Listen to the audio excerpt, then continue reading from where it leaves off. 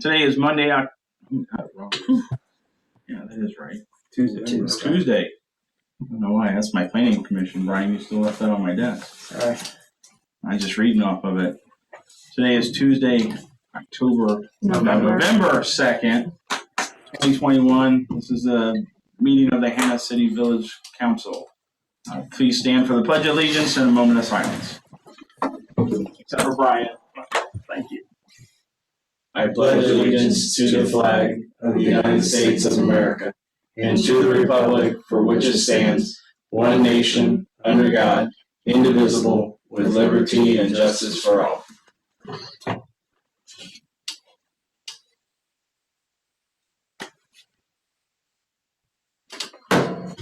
You may be seated, except for Brian, who's already seated.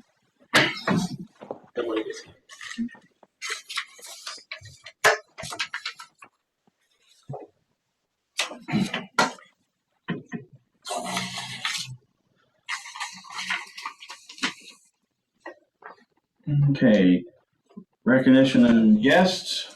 Ron? Yeah? You got anything for us, or are you just here to visit? No, I'm just here visiting. How was your foot? Well, they're going to keep me. They're going to do some surgery Thursday. Sorry about that. That's all right. They got good food here. Lousy coffee. I know a place where you can get some Really good coffee. Yeah. I know. I'm going to see if I can get some delivered. That's what I say. Maybe they deliver. Well, thank you, Ron. Before you should have a copy of last meeting minutes.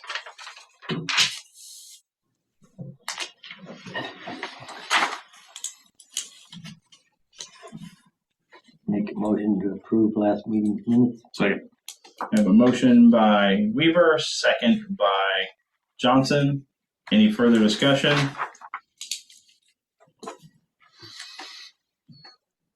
Oh, I can't even think. All those in favor signify by saying aye. Aye. Vote same. Motion carries. Yeah, he's delayed. I gotta give him the delay. Ryan, you need to be more like Todd. No, I gotta be loud.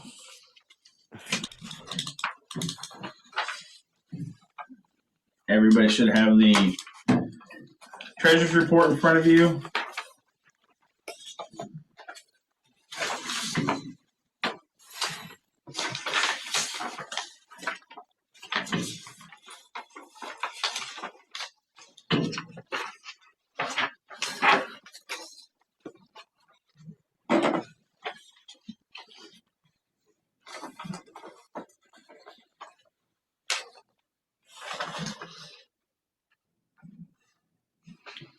Did we want to ask Brandon the MFT question now or wait for his report? Ask him now, let him leave. Yeah. Brandon, we had a question for you, sir. Yes, sir. So on our MFT balance, I know we had done a yearly plan. On our seal coat pricing that we had, the seal coating was under cost. And so we've planned to go ahead and do the lot next to the church also, and have it seal coated. That wasn't originally in our original plan. Can we still use those MFT funds? Because you don't have to designate it by area when you say you're going to spend X amount of dollars. No, but you have to. You would have UCM would have to do it because that was the bid that you had. It was their quantities and their approved contractor. I think you would have to adjust your program, and then you would have to. I saw that proposal. I didn't see in there where they were specifically paying prevailing wages and any of that stuff. You would have to do that through the MFT program, or have UCM add it to their contract. Brandon, because the board decided to use all rebuild first, the program's going to have to be redone, right? because in the original program, I don't have it sitting in front of me, but it seems like it was like 27,000 rebuild. That's correct. And so we used all 53,821.56. Mm-hmm. Did you get that? Did you get that sheet that I emailed you today? Yep. I believe I did. I have it right in front of me. Yes, ma'am. And I don't know that matters. It might. I'll have to ask Joe about that. Do you combine those into a single checking account? He and I talked about that. Will you write one check? Right. I wrote one check out of MFT, the MFT checking for UCM. So yeah, since you're only, it's really just mixing and matching funds on the where you get them side. It's the expenditure that I'm concerned about. I'm not sure that you can just add a line to it and then just, because it was about $1,600. I realize that's the difference, but that would have to be from the same contractor, because that was, you actually got quotes on that project for those quantities, Brian. I'm not sure you could just that makes have a different contractor. Yep. So we'll just go ahead and use the contractor we've got and pay it out of the other part and leave it out of MFT and be underspent on MFT. So. I think that's what I would do, because the money just rolls over anyway. That would be my recommendation. We could dig and see if what would be done, but my guess is you'd spend a lot of time and headache revising your program for $1,500. Yeah, we agree. Okay. I think that's all we needed from you, Brandon, unless you had anything else. Yeah. No, like I said, recommending approval of the invoice itself, which is on your report, and maybe doesn't need any of my input. That was the only other thing I had. Mute wrong. Yeah, mute wrong. Did he say he's going to take a shower? Yeah, mute wrong. Oh.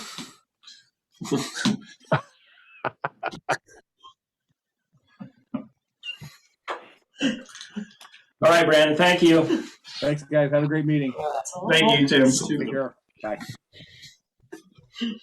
We're still on the treasurer's report. Yeah.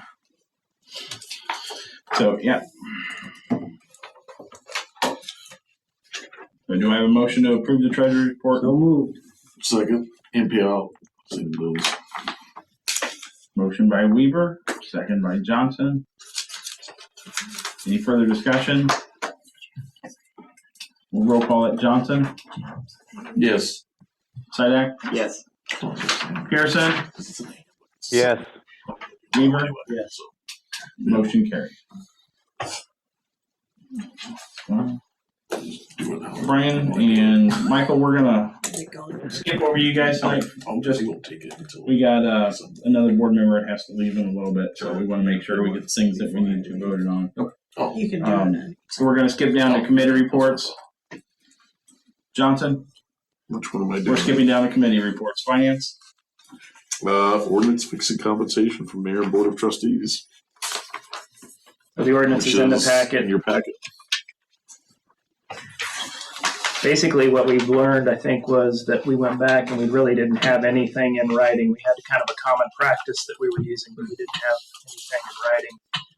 The board's pay, everything just remains the same as the common practice, and no change in that. We're just documenting it in here. And then the mayor, we're actually changing rather than per meeting. It'll just get paid half of what's apportioned on the 6-month mark and half of what's apportioned on the 12-month mark.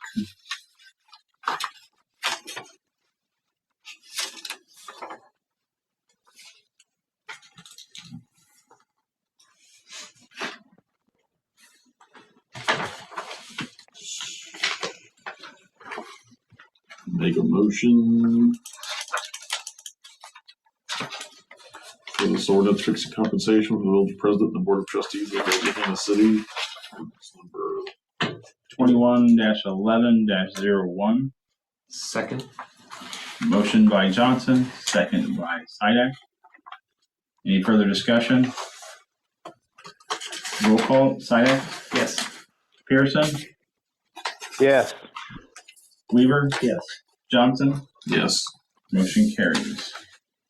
Looks like we have a $5,000 grant fee for Rails to Trails. I got that right here. Is that a fee to get the money? Yes, Yes. believe it or not, Interesting. it is a fee for us to get the grant money. So if we pay the $5,000, we'll get the grant money.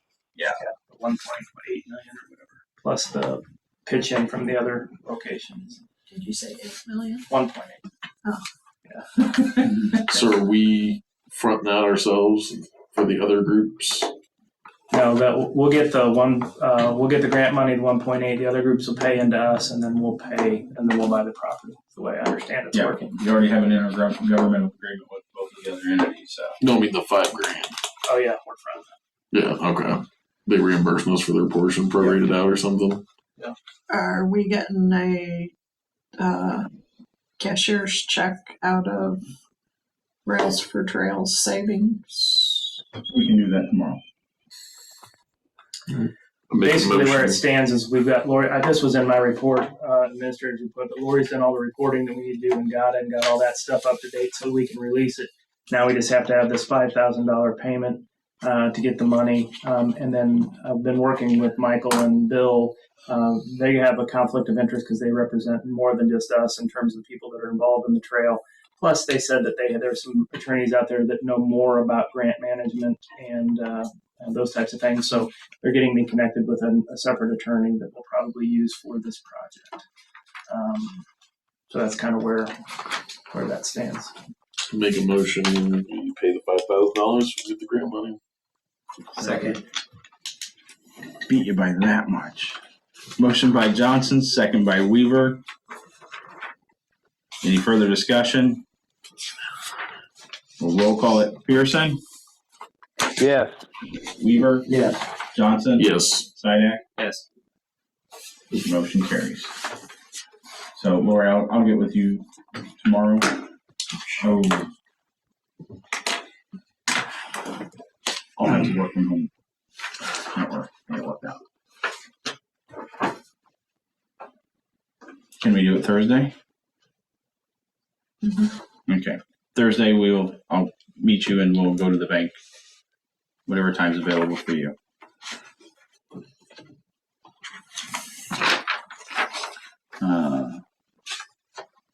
So sanitary, I don't think we have anything under sanitary right now. No,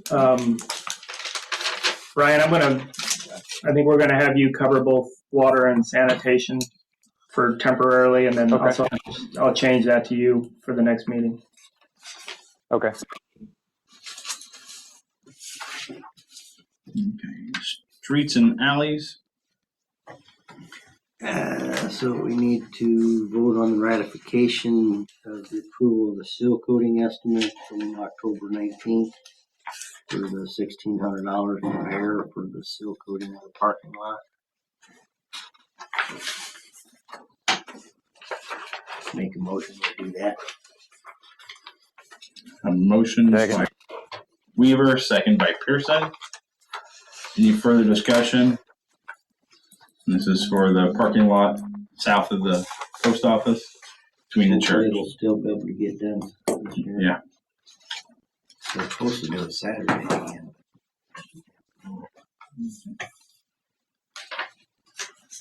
Okay, we'll roll call it. Weaver, Yes. Johnson, Yes. Sidak, Yes. Pearson. Yes. Motion carries. And you'll check with them, Ron, to see if Yeah. And then I'll check with the striper. That should be less than a couple $100, so I can go ahead and just approve that out of fund. Yeah. Johnson Police and Planning. From 10/17 to 10/30, there were 19 incident reports. End of report. Okay. Water. Mr. Johnson filling in for Mr. Pearson.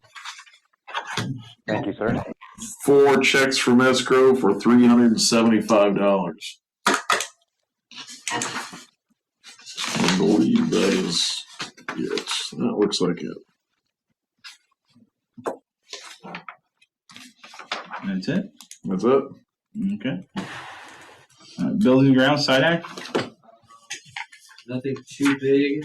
Our great Clark Sidek over here has actually been talking to someone and brought it to my attention that a Rebecca Cottrell is involved in this electronic recycling program that we may be interested in bringing here, even if it's just like a cleanup day for electronic cycling. However, the last email I got CC'd in was her saying she'll get more information about it to us. So just an inkling there, but something like that may be in the works. And it is a grant that Peoria County is applying for, so they are putting us into their formula.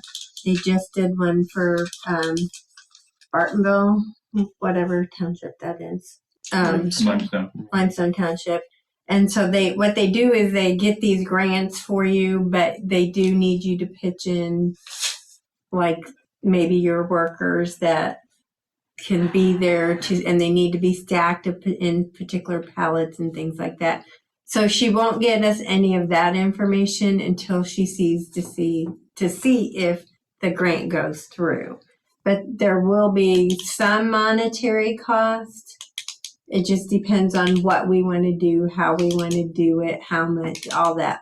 It comes down. So we will involve probably Brian in once we get any information back. Okay. Ask them if they take CRT monitors or TVs. It sounds like they take CBUs, everything, stereos, mouse, whatever. I live in the country. Mouse. So, it sounds like it would be something worth doing as the village, but again, we'll have to wait for the information. Okay. What do they make these into? Nothing else. Okay.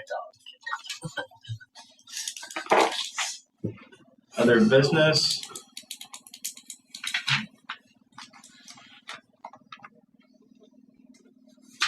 I would like to address the board. Okay. Hey Brian, I spoke with Roger today. I'm sure that you're up to date on all of the Lakeshore Drive stuff, but didn't know if there's anything we needed to discuss with that. No, they're just going to put some riprap. They're going to level out that concrete and put some riprap on top of it, make it look a little nicer. I don't know when they're planning to do that. I don't know if he told you that, but that's the last he told me. Okay. Yeah, it sounded like soon. I think he called me earlier today. It sounded like they were going to do it in the next few days, but okay. Yeah. Okay, that's it. Lori, go ahead. This is going to be a very hard conversation for me. And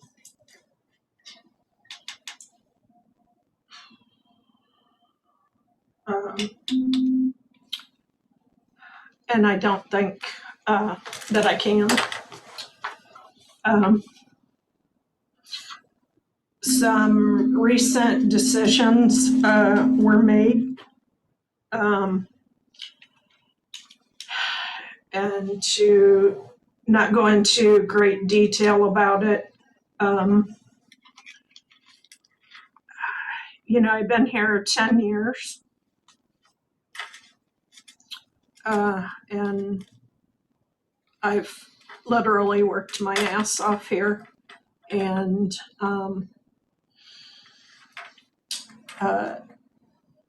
the recent decision to give pay raises, and I was not included in that, even though one pay raise was a job that I took on, and when I did that, I was not given a raise or extra money to do that.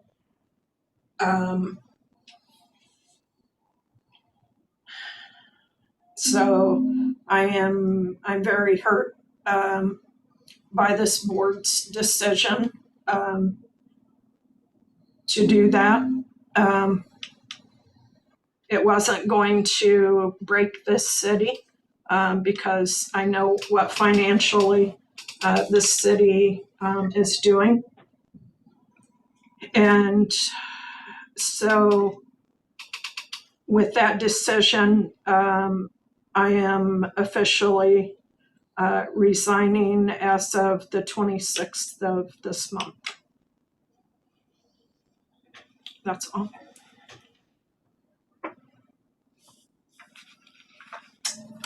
Do you want to respond? It was factored in. Everybody was getting it. We were taking the past stuff into consideration, but we already knew at the time you had already resigned with a different date at the time. And just by the pure definition of what each one is, a bonus rewards past performance, but we weren't giving bonuses. Raises reward future performance and staying at the job, because you can't reap that benefit without actually being there. We already knew you were leaving. It's not anything towards you. It's just and we checked, or at least I checked with a lot of people, and they said, yeah, it's common practice. If somebody has already resigned, you don't give them a raise if you're giving raise, especially when it's as short term as it was going to be, because they're not going to be there to reap the benefit of it. And that's what raises, that's when you reap the benefit of raises, is when you're there long term to actually get that pay. If it was a bonus, you would have got it, because that's rewarding past work you've done. You can get a bonus and quit the next day, you're still getting all of it. But if you get a raise, you don't reap any benefits of that because you're gone. It's just, it isn't really, it's common. That is purely common practice, and it was factored in the original plan that was written down. You were getting it, but at the time we already knew you were gone. It has nothing to do with your performance or nothing against you. That's common practice. You're not going to find anybody that gives anybody a bonus or raise after they've already resigned. It's just the way it is. It's, like I said, if it was a bonus, you would have got it because it's rewarding you for the past work you've done, which has been great. But you're not going to reap the benefits of a raise because you're gone. So there's no point in giving them. That's why people don't give raises to people that have already resigned. It doesn't really serve any purpose. You won't reap any benefits of it because you won't be here.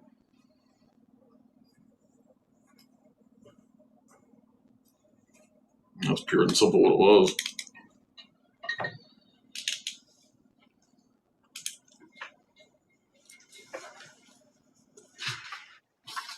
Well, I can say we're sorry to see you be leaving on shorter notice than you originally talked about. We do wish you well in whatever you do. You have done a good job. You've taken care of the village, and you have worked hard. I was one of the original trustees that hired you in as water clerk. And you picked up and fixed a lot of things from our previous couple water clerks. So I have to say thank you for all the hard work you have done, Lord.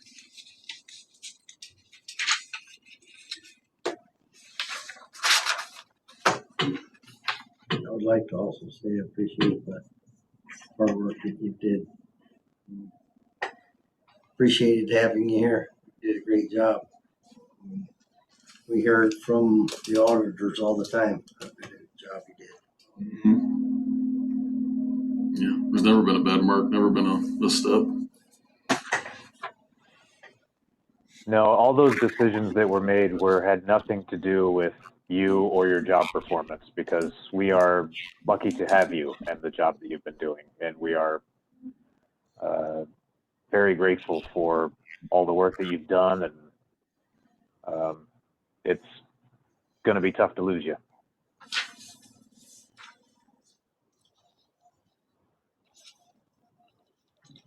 Big hole, a lot of institutional knowledge. You have set the bar, and it's going to be hard for someone to meet that bar no matter who we bring in, Lori, as far as your attention to detail and what you do for the village. Mm-hmm.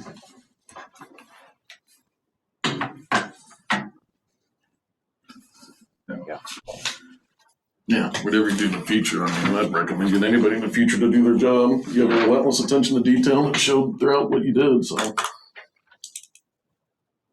You know, where we go to next, unless they coming back if they need referrals, so. Yes. Doing a heartbeat. So, Brian does need to leave at, Not Brian. or Brian, Ryan, B. Ryan. Yep. No, you're Brian. That's Ryan. Yep. He's got to leave at 8. B. Ryan minus the 8 B. o'clock, Ryan, is that right?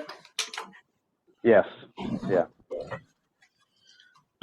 So, other business? Okay, so this prep part would have been in my administrator's report, but I'll just do it now. So I posted, after we approved the positions, I posted the positions and started taking candidates, and then I kind of narrowed it down, and we only had 2 candidates for the street department labor position. But I have 1 candidate that I would like to put forward for consideration and potential vote. Can you handle that? I don't know if I've got enough copies for everybody. I certainly got enough for the board members. Sorry, Ryan, I don't have the ability to get you one, but the person's name that I'm putting forward is Bradley Cody is his name. He is self-employed. He runs a handyman and drywall business. He's been a crew foreman for an interiors business and done apartment maintenance and other things. He still runs his part-time business, but he's wanting to stabilize his income to some degree, so the part-time situation works well for him. We did have a discussion about whether or not if we decided to grow the position or if we needed it to be more hours, whether or not he would be willing to do that, and he said he would.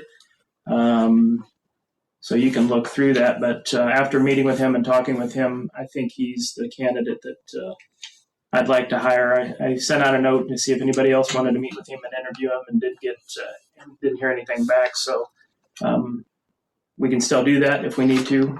There's no, not necessarily any hurry here. If you all want to meet with him and interview him too. He's from the area, went to Central High School, I think, actually played college football at the University of Wyoming for a while, but he'd be coming in at 24 hours a week, working 8 hours Monday or Tuesday, Wednesday, Thursday to start. On call, he didn't have a problem with. He's got some experience operating equipment, has done some plowing, so just kind of a general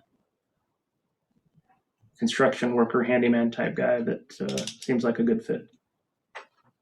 And what was the title of the position? It is, I think we called it Public Works Operator. Part-time. Labor, yeah.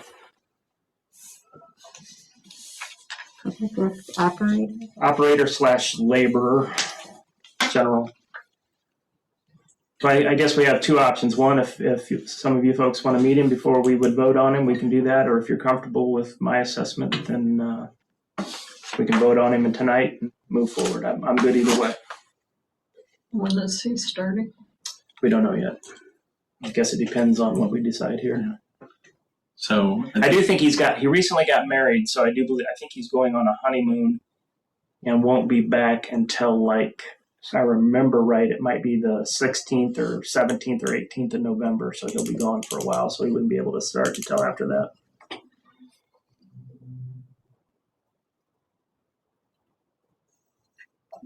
So do I hear a motion for Brian to offer employment to Bradley Cody. Excuse me. Need better glasses. Yeah, so moved. Second. Motion by Weaver, second by Sidak. All those in favor signify by saying aye. Aye. Or do we need a roll call that? So yeah, I would call it. Okay. What do we get there? Oh, still there, Ryan? Yes. Okay. Oh, okay. He can hear us, but we can't see. Oh, we see. Oh, I don't know why we can't see up there. I can see on here. Okay. Oh, okay. Can you see us, Ryan? Yes. Okay. So I have a motion by Weaver, second by Sidak. We'll do a roll call on this since it is an expenditure. Johnson, Yes. Sidak, Yes. Pearson, Yes. Weaver. Yes. Do I need to vote on that? I don't think so. 4. Well, I didn't know there are some major issues where it takes. Well, I guess there was already 4. All the corporate authorities. Yeah, but you would bring that higher. That motion carries. So Brian will give Bradley Cody a call and reach out to him. Okay, and then for Lori's position, I posted it actually on Indeed. They have a free service you can post out there. I received 12 candidates. Sorted through those, kind of some of them weren't really qualified. Wound up with 3 that I did Zoom interviews with. From that, I narrowed it down to 2, and we did in-person interviews tonight, Tony and Caleb and myself. Both candidates were good, strong. One is currently doing similar type work for Germantown Hills, and was a good candidate. And the other has a strong accounting background, but has not worked in a municipality. But that's the candidate that we decided that we liked. Her name is Christy Foster. Here is her resume.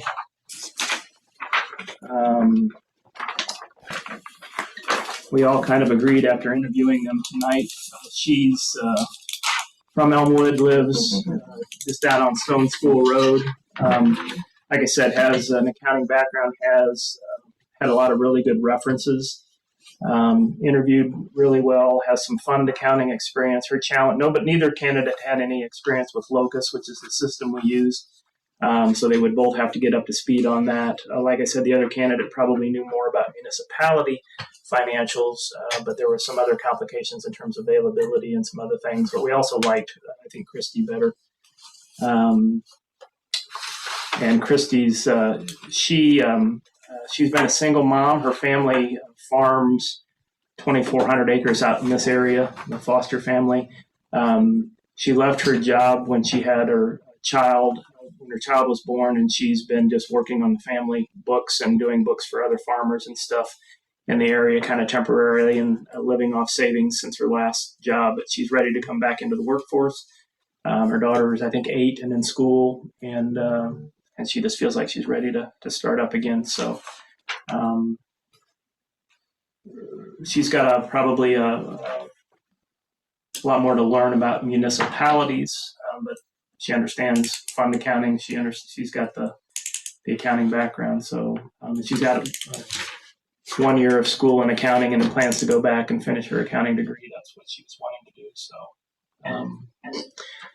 I think Caleb and Tony and I are prepared to say that we think this is the young lady that we should hire to replace Lori.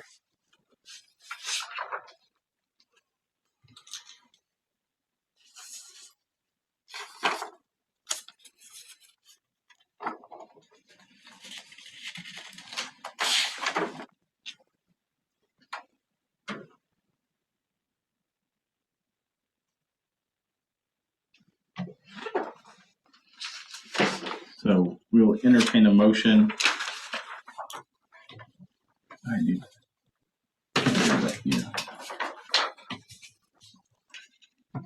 to have Brian reach out to Christy Foster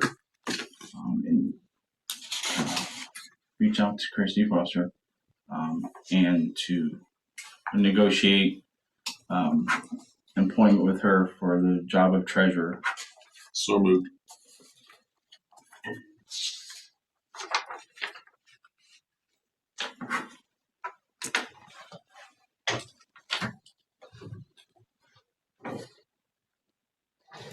A motion by Johnson, Yes, second. second by Weaver.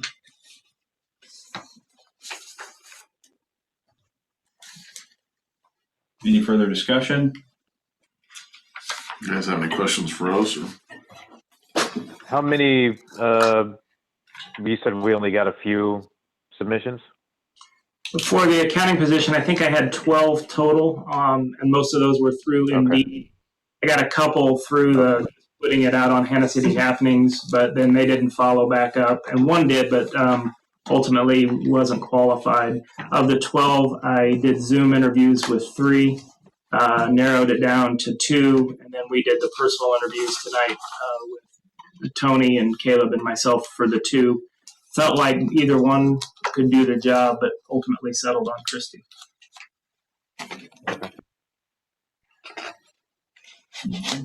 Any further discussion? Okay, we'll roll call it. Sidak? Yes.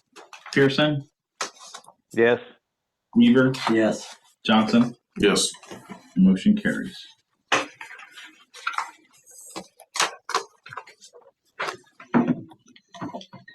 Okay. We will jump back up, and I am sorry, Michael, that we bypassed you in the beginning, but go ahead, sir. My turn. Not too much to report on. We did send a couple letters, one to Roger Morris's attorney, one to Peoria County's board, just to let them know it's our position that Roger Morris is not under a valid pre-annexation agreement with the village, so he's not under our code enforcement jurisdiction. So I told his attorney, please advise your client that he could disregard those notice of violations we had previously sent. We can't enforce them anyway. A similar letter was sent to the Peoria County Board after Tony had talked to, I think, Paul Rosenbaum. Yep.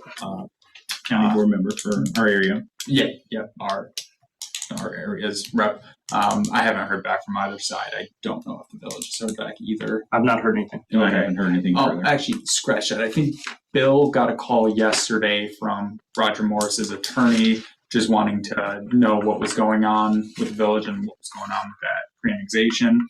And Bill had told him there's a letter coming your way, so if he hasn't got it by now, he'll get it real soon and be up to speed. Second thing was we are looking at some notices of public health violations for a property that is, I think, flushing some things they're not supposed to be flushing. So we just got to make sure at this point that the notice of violations conform with the Supreme Court rules in terms of the language that needs to be on there. But I thought Tracy did a great job on her initial drafting of the cover letter and the notice itself. I think a couple minor tweaks just need to be done when we could send those out. Last thing is we have a planning commission meeting the 15th to consider entering into a pre-annexation agreement with, I believe Mr. Bridgman is his name, lives out far west side of town, go a little south, and it's kind of south of Hannah City Eden and east of Eden Road. So it's a ways out there. The planning commission will be meeting to consider that pre-annexation agreement. Obviously we can't bring him in yet because he's not contiguous, but then depending on their recommendation, it'll come to the board at the next meeting. If they do not recommend it, nothing comes to the board. I believe the board could override the Planning commission. The planning commission. So it still would come to the board regardless. I think so. Yeah. I think the board still needs to consider.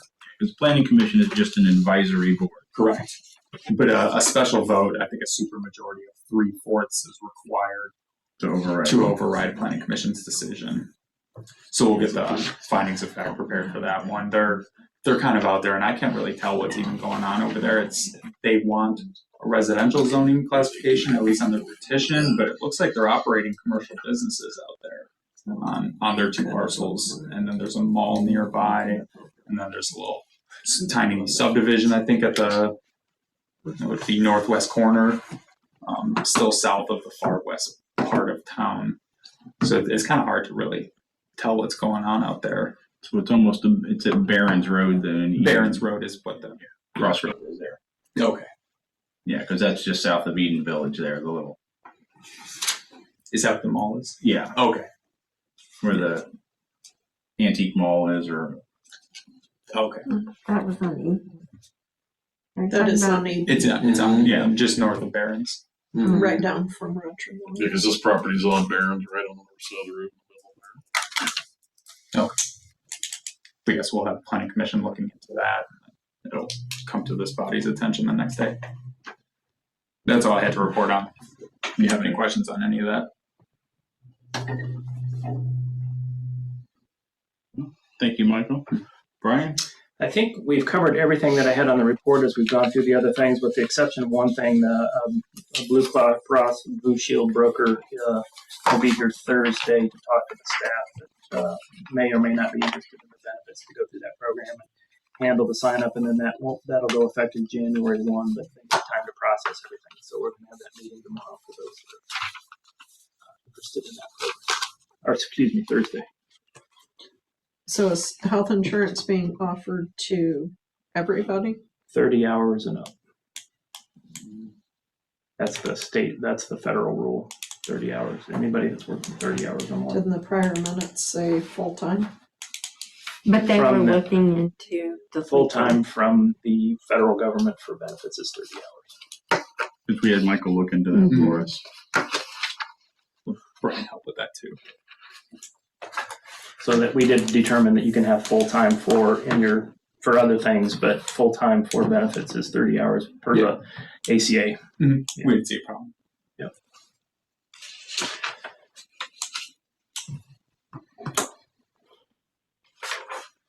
I miss anything? Skip anything? We jumped around a lot tonight. I think we're good. Does anybody have anything that they know of needs to be in the next meeting? The only thing I have is the pre-annexation agreement. I don't have anything else that I know of at this point. You will need to appoint a IMRF authorized agent. Okay. Because it's a pension. Thank you.